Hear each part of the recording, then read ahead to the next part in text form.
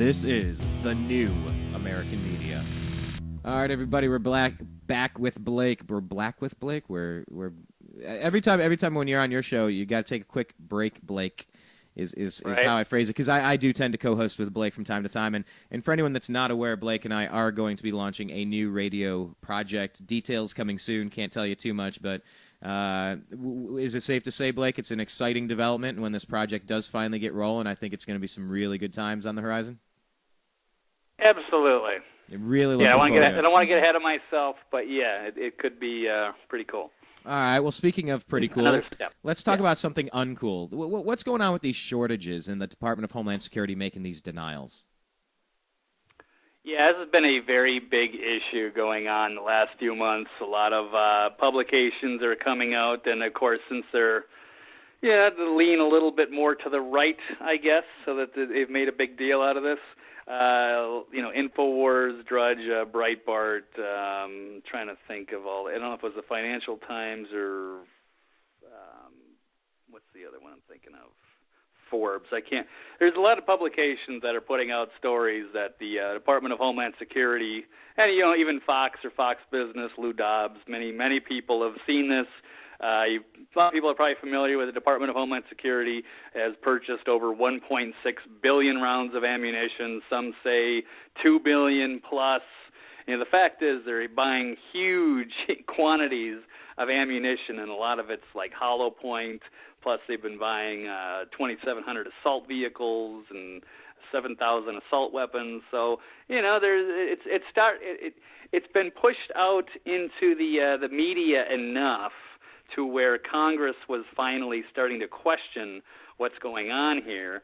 And, they stonewall. The Department of Homeland Security has been stonewalling. They finally pushed out one little statement saying that they've bought some. They buy it in bulk to save money, and then that was also kind of scrutinized. And they say, well, wait a second, you're buying hollow point ammunition, and that's a lot more expensive than regular ammunition. So we're not buying that story either. And then about 15 congressmen got together and finally started demanding questions here. But it's interesting because still today, over the last couple of days, they've finally brought this out in Congress, and they're talking about it. And then you've still got some of these left-wing publications that are still saying it's a big conspiracy theory and that it's debunked. And it's Raw Story, it's Think Progress, it's Media Matters. It's really it's really crazy to watch. They're just basically saying, they're just making it up. It's all a big conspiracy theory. It's all been debunked. But now you've got today, there's a bill put out by Congress as a response that's going to try to, I think, limit the stockpiling of bullets by federal agencies. Wow. So this is coming out today, but it's also, there's a big hit piece on Media Matters saying that Alex Jones has his day in Congress.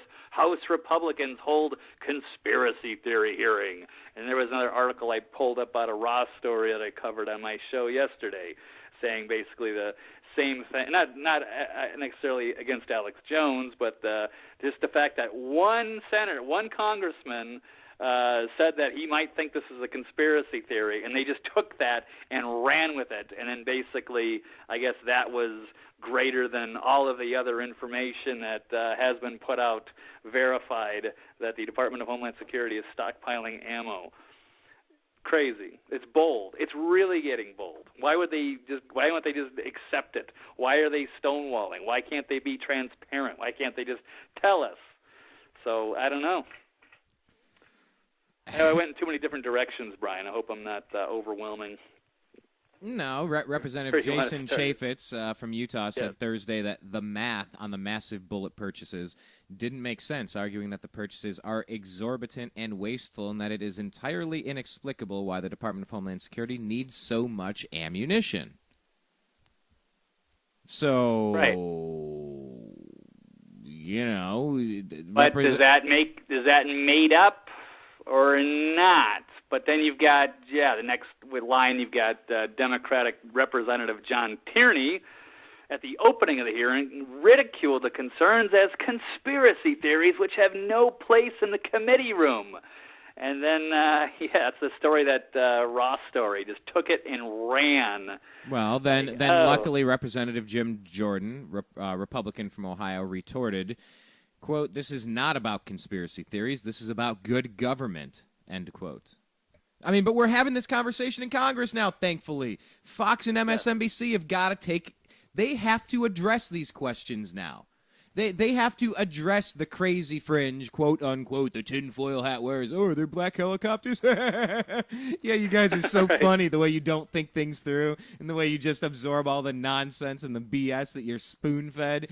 You clowns. Every time people laugh at those, the black helicopters are coming. Wow, you guys are just so clever. You guys are, I just want to pinch your cheek and just say you're so cute and stupid, you little idiots. These guys, I'm telling you, it is beautiful watching O'Reilly, who I generally like, watching Rachel Maddow, who I generally don't, watching all these I guess establishment media types just spouting the same thing. It's like the equivalent of fourth grade looking at the person next to you at your desk in homeroom and saying, "You're a stupid head. You're a stupid head. You smell." You gotta watch that language there, Brian. Yeah. On the radio, it's a family show. Sorry, I'm getting. I know this is like the old fireside chats. Everybody pulls up around the fireside and listens to agree to disagree. This is quite the family show. No, but I mean that's the equivalent. These people, that's all they got. You tinfoil hat wearing conspiracy theory. Conspiracy theory. What is a conspiracy by definition? Oh yeah. Well, you should have seen that Ross story article I had yesterday because it you got all these different publications, all these different people, saying that what's going on with this Department of Homeland Security buying thing, and then all it took was the words of one congressman, a Democrat, to say that this must ridicule conspiracy theories, and then you get all the people that are on this article from yesterday on Ross story who had probably never heard of John Tierney until they read that article. All of a sudden, it's like, oh yeah, there you go, yeah, screw Drudge, screw Info, all these other people, all these, oh my God, the Republicans, all they do is just make stuff up and conspiracy Blake, theory. Oh my God. Are you Republican? Yeah, it's really sad. Are you Republican? Sorry. What's that? Are you Republican? It's a complicated question, Brian. Oh, you know what? That actually is complicated. Because I was going to say I'm not Republican. You actually have infiltrated your party a little bit to try to change it from the inside out. Right. Nevada is one of the few states where we've kind of taken over the old guard Republican establishment. As yes, I had to register as a. That had to be tough, dude. That's almost like registering as a sex offender or something. Like the shame involved with. Now let me clarify to all you out there saying Engelman says that Republicans are sex offenders. Clickety clack on my keyboard.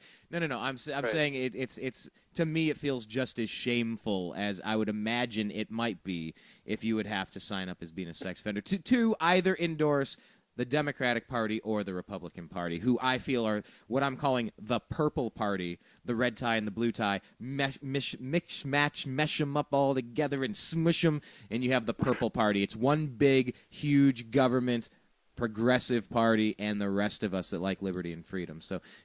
Right. So, just to clarify, I am a lifelong Democrat for about 20 years, and then I became libertarian, and then I had to register as a Republican last year so that I could take place, so I could try to be a delegate for Ron Paul.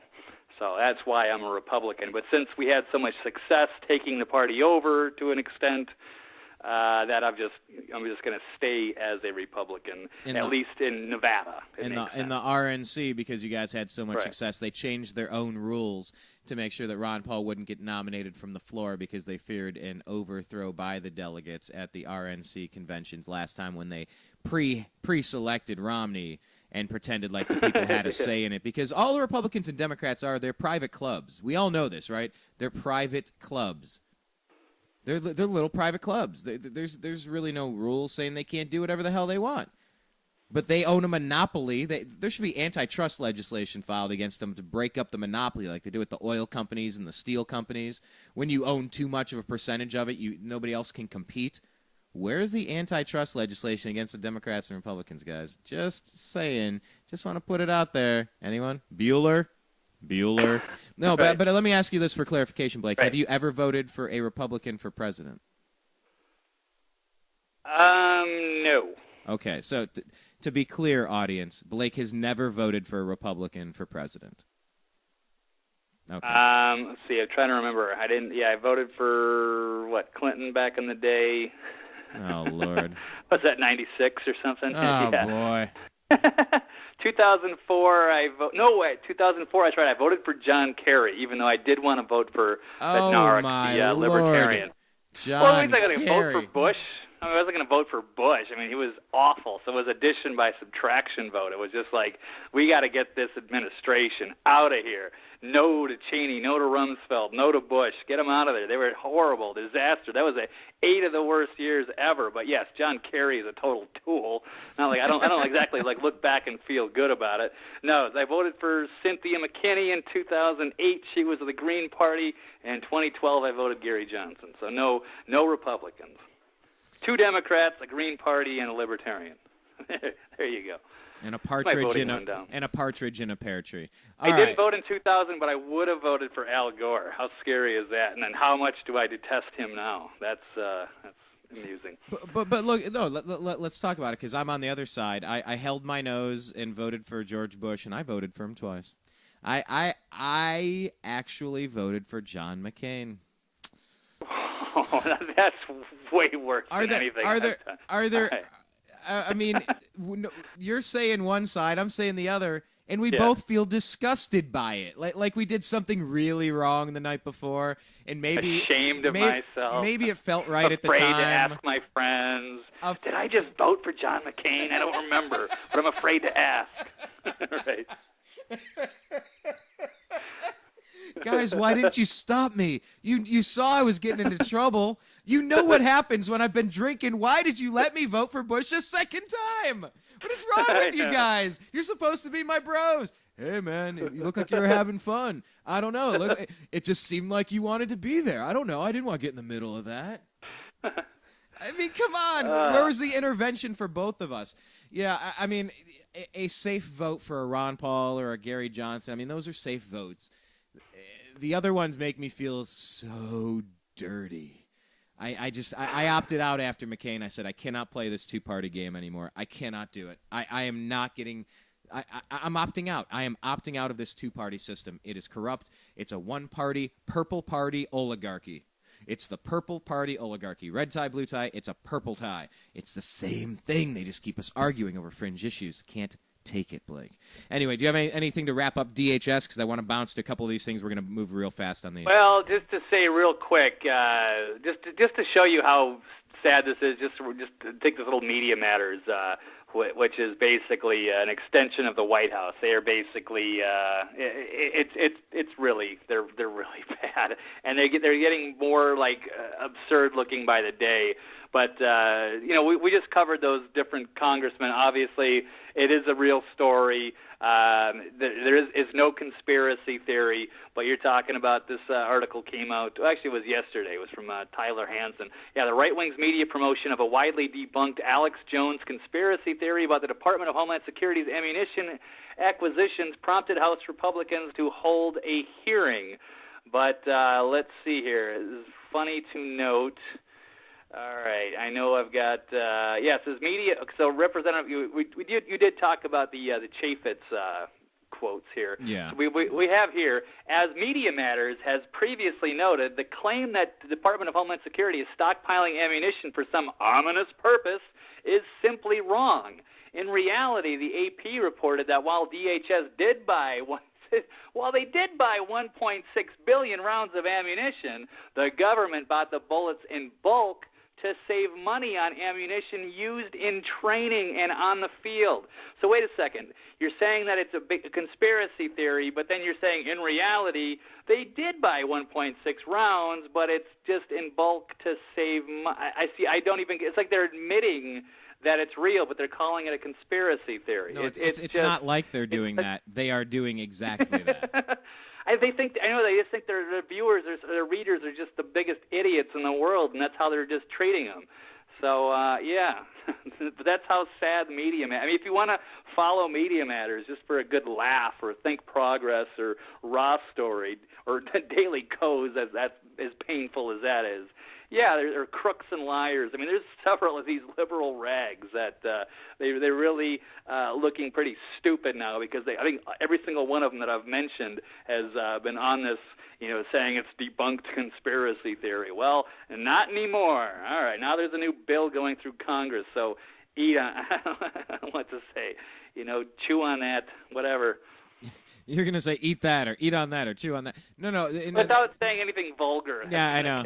Eat my shorts. Yeah, one of the other quotes from this article here, DHS's head training officer also claimed that keeping the bullets out of the hands of private citizens was not a motivating factor behind the mass bullet purchase. Well, as long as you just dwindle the supply by buying them all. Can we talk about gold and silver manipulation in the marketplace, or maybe whatever, and raising the cost because you've limited the supply? Didn't De Beers have to go through a lawsuit because they did that with diamonds? I don't know. I digress. Just thought I heard something about that somewhere. Well, I think they're even just saying, does this even make any sense mathematically? Like, why would you need that kind of a stockpile right now when there seems like there's other things you could be spending money on that would be a little bit wiser? Or you're going to complain about the sequester, but then you've got a national ammunition shortage because your own agencies are secretly buying up all this ammunition and then not telling anybody why they're doing it, and then acting like if you just to bring it up as a conspiracy theory. So, yeah, there is something to hide. There obviously is. It civil unrest? Is there a banking collapse around the corner, and they're arming to the teeth to fight off the American people? Is that why they wanted to go after everybody's guns? I don't know. That gets into the conspiracy theory here. Blake, Blake, stop. Yes. That is where I'm living right now. No, and I'm not even being kidding right there. You right. Guys want to know why we ask these questions because something doesn't feel right. Do you really think that the banking system has been stabilized? Yes or no? Do you really think that what caused the housing collapse was accidental or intentional? Do you think it could happen again? Do you think the purchasing power of the dollar is going to be stable when we keep monetary, what do they call it? So many things. Operation Twist, they call monetization, what is it? Quantitative easing. Quantitative easing, QE1, QE2, purchasing $85 billion a month every single month in toxic assets. Why is gas $4 or $5 a gallon? Why is it a few $100 to get groceries now and it never used to be? Maybe because the dollar is losing its purchasing power, so people are flocking to gold and silver. And wait, it's actually corrected lately. The prices of precious metals have gone down. So I guess our economy is improving. But I want to get to this. This manipulation of the paper market. It's paper gold versus physical gold. Okay, now if the dollar collapses, like you were saying, wouldn't there be martial law? Wouldn't people totally freak out if there's no food on the shelves? If you can't buy gasoline, even if you could find it? If you can't communicate through cell phone, if the internet goes down? If it really went to clamp down, if the United States had to go on Boston style, did you notice how Boston just went into a complete police state? Instantly, wasn't the military working right hand in hand with the police, the posse comitatus? Was that going on, Blake, or am I making things up here? Yes, but they were actually rescuing the families. So to be fair here, so yeah.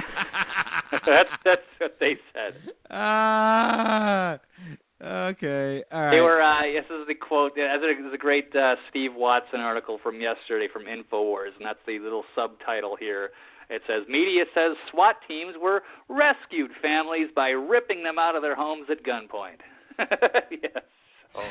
I want to talk about this here on the Economic Collapse blog. The headline, Unprecedented Shortages of Ammo, Physical Gold, and Physical Silver. All over the United States, we are witnessing unprecedented shortages of ammunition, physical gold, and physical silver. Recent events have helped fuel a buying frenzy that threatens to spiral out of control. Gun shops all over the nation are reporting that they have never seen it this bad, and in many cases the ammo that they are able to get is being sold even before it hits the shelves. The ammo shortage has already become so severe that police departments all over America are saying that they are being told that it's going to take 6 months to a year to get their orders. In fact, many police departments have begun to trade and barter with another to get the ammo that they need. Meanwhile, the takedown of paper gold and paper silver has unleashed an avalanche of panic buying and physical gold and physical silver of all over the planet.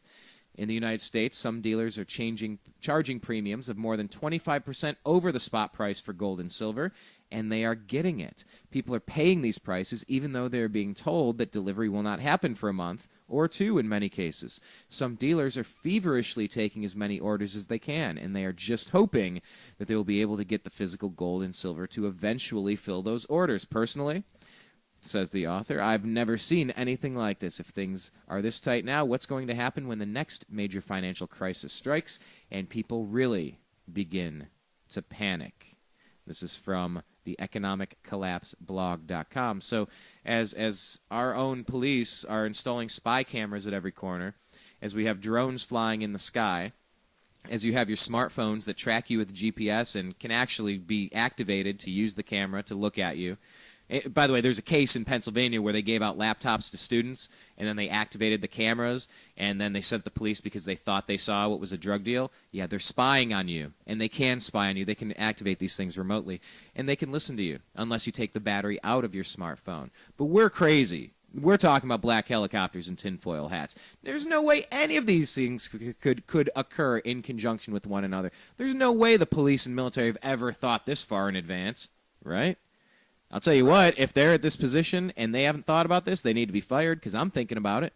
It's the first thing I would do. I would love to monitor every single person in my country to keep us safe, of course. So if the currency ever does collapse and people get out of hand, well, I mean, we have FEMA regions in case of national emergency. Wouldn't it be great if we could quickly identify the threats, maybe a national gun registry? I mean, Blake, this stuff is not crazy. I could care less what O'Reilly and Hannity and Maddow and I hate to be attacking some of these guys because I like seven or 8 out of 10 things that they say, but I could care less what they think, calling me crazy by connecting these dots here, saying this is a light switch away, this is a panic button away, this is a turn of the key, 2 keys turn simultaneously to unleash this misery. It could happen in a finger snap, Blake. Because if I'm thinking about it, I know the bad guys are thinking about it. And if the bad guys are thinking about it, the good guys in government had to have thought about it because they think that the bad guys might think of all the bad things, unless the people in government can also be the bad guys, which is also possible. So what do we do here, Blake? Are we crazy? Am I out of line? Just say yes. Well, I would think that would be called critical thinking. You're not accepting necessarily what you're told. You're investigating a little bit further. And, of course, they've twisted that into meaning conspiracy theorist. That's anybody who questions any parts of the official story, I guess, or questions known liars in some cases. So, but then they like to just kind of lump everybody all together as, they like to cherry pick the craziest conspiracy theories out there and make it seem as though everybody that's a conspiracy theorist is subscribes to the exact same beliefs, so they can all make us look crazy. And it's not about it's never about making a persuasive argument to show where people are wrong in their ideas. It's just basically to insult you and use cowardly ad hominem attacks to make you sound like you're nuts without actually addressing and telling you why your facts are wrong or showing a superior argument. Yes, very frustrating. But that's the corporate media for you. So when these guys are getting paid, millions and millions of dollars every year, they're not necessarily being intellectually honest with you. They're doing, and to some degree, what they're told, or they're at least pushing the establishment, whatever the official side of the story is. Their job is to push that, no matter how absurd it looks, and to make it palatable for the people. The people. Let's pause there. We're going to switch over. We're going to move fast on these remaining segments. Just a couple of quick points we want to make. Because talking about the people, there's a few petitions that are being passed around. This clever gentleman named Mark Dice. I actually got to share a coast-to-coast episode with him on the National Hangover Day after December 21st, 2012, when the Mayan calendar ended. He was the 3-hour guest. I was the 5-minute guest, which was still pretty cool. But Blake, Awesome. yes, it was. With our friend John B. Wells hosting, big fan of the show, and him as a correspondent and radio host over there. But you brought to my attention, Blake, some of these things Mark Dice has been doing lately, because you talk about the people.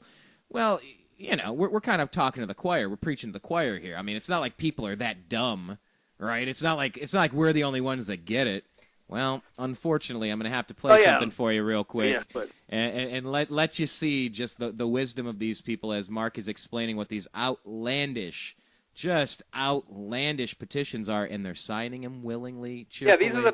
These are the people that are your Think Progress, Raw Story, the publications I was just mentioning, the Media Matters for America, the Crooks and Liars. Yes, these are your typical people, your typical progressive California stereotypical people. But very amusing. What, like me? Typical California people like me? You're a transplant, to be fair. What am I, from Turkestan? Come on, man. I'm a citizen now. Right. I don't know. Whatever.